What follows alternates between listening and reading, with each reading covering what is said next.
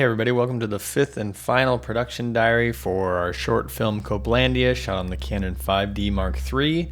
This is the last production diary, so I'm just going to go ahead and wrap things up, share my closing thoughts, and go a little bit into the post-production work on this one. So, a lot of the shots required movement, and there were only 3 of us, and as you have seen in the video, there are shots with movement where we're all 3 in scene. So I utilized Dynamic Perception's Stage 0 motion controlled dolly.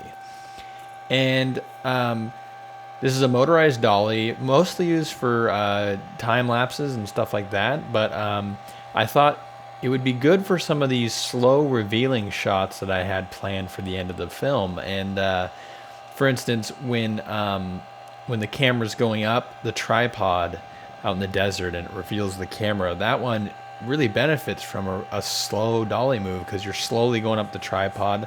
And I liked the fact that the tripod was in the left, kind of out of focus, and you could only see one leg, so you couldn't really tell what you were seeing, and you were slowly going up, and then it eventually revealed itself. So the motion controlled time lapse is actually a really good tool, if you want movement in your shot and you're a one-man crew or a 2-man crew.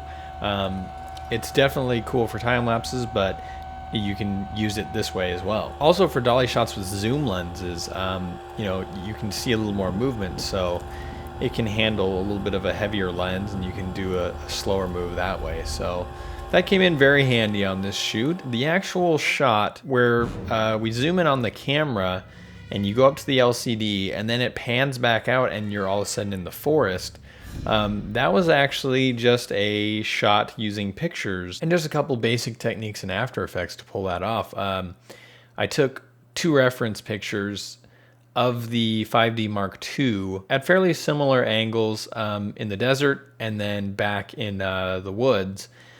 And I simply did a digital pan into the LCD, then transitioned from the desert pic to the forest pic and pan back out. Since it's a digital pan, there's no tracking required or anything like that. So I took the video of Pete talking into the DSLR as Alan Hoffman, and I sort of just pasted it on to the first pic in the desert. For the LCD overlays, I took a macro shot of a T3i LCD as it played back a shot of a wall. And then I simply keyed out the wall in the shot, and what I was left with was an overlay of an LCD playing back a clip. Really just overlaid that stuff on top of the shot of Pete.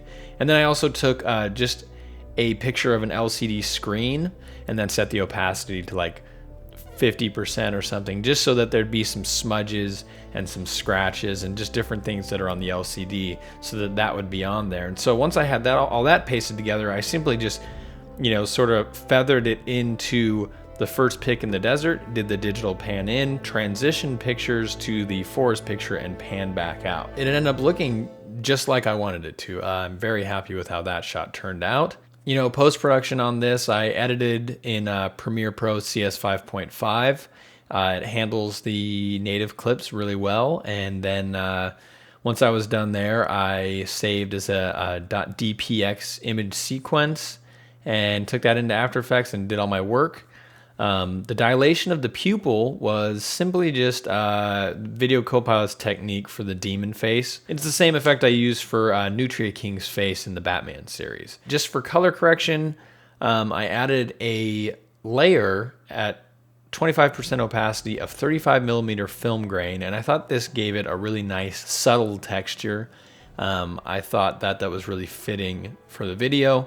Very happy with this short. The whole thing came together in 8 days, filming, the story, everything. I generally like to fly by the seat of my pants with stories and just sort of let them develop as we film. This one was no different. There's certain things I knew when we started. I knew that, seeing the glint of the lens in the desert, in the painted hills, and then going down and seeing a camera, like that was just a really cool twist to me. I knew it was going to be involve temptation between these 2 characters and some other stuff like that, but it was a really good idea, I think, for us to go to a new location. I get creatively inspired easily, But going to a beautiful place like this that I've never seen before, it was just like overload. Everywhere we drove, I wanted to stop and get a shot, and then get another shot, and then get another shot. I tend to get a lot of coverage, as Pete and Marika can probably attest to. There was one point where I think everybody had had enough. We were driving back, and we had to go through the mountains, through the pass,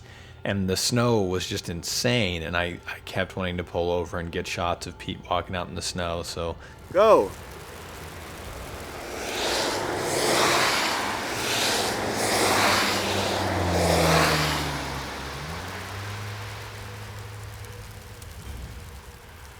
I kept the camera rolling when he was walking back to the car, and you can just see, right here, you can just see, look at that. He's not a happy camper. I had pushed him way too far. I think I had pushed him a little too far at this point. And we did not talk the whole way home. None of us. No words. Just silence. Listening to the Ravenous soundtrack. So all in all, you know, a very fun, rewarding experience. I think it's probably time to get back to more important things in life. Like Batman.